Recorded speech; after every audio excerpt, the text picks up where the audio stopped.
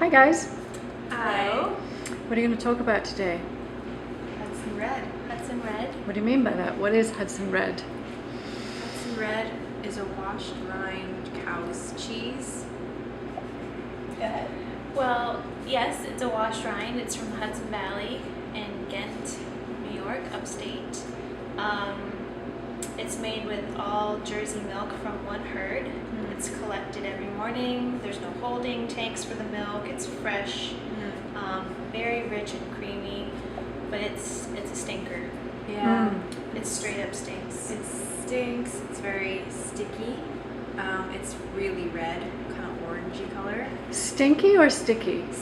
Both. Both. Sticky and stinky. Can we get a close up of the cheese?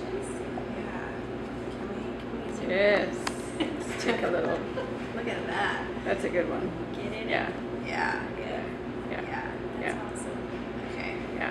So we were talking about the taste, and you and Louise love it, and I was like, not so sure if I love it. But then I remembered in the last cheese class that it's crunchy in a way that I haven't, experienced. Almost like gritty. Yeah, Like there's gritty. like sandy, but Yeah, it's salty. but not off-putting. Right. And that's kind of what brings me back to the cheese.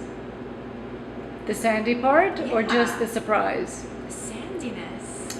I Interesting. like that. I really like it.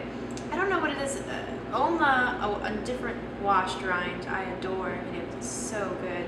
But other washed rinds like oliote or whatnot, it's hard for me. Sometimes I don't even sample it with the customer when they're eating, and I'm just like, oh, what do you think about that? And I'm not going to taste it today because I don't want to.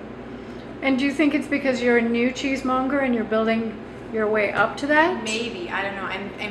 Well, yes, I guess. I'm really open about food. I love food, and I'll taste anything. But I don't know what. I think I'm a really, really emotional taster. So if I'm not in the mood for something, no, I just no.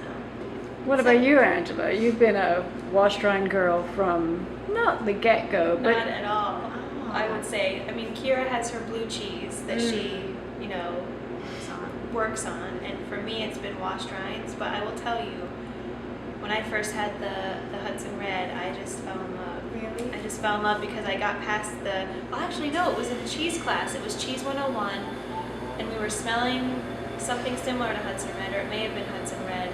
It was my first class, and I was just thinking to myself, I can't eat this. I can't. And then as soon as I did, I just pushed through that, resistance, and it opened my world up. So there are still some washed rinds that are a little, I'm still working on them, but for the most part, I've become way more adventurous Yeah. since working and being exposed to everything and being daring and wanting to try it all. So Yeah. for sure.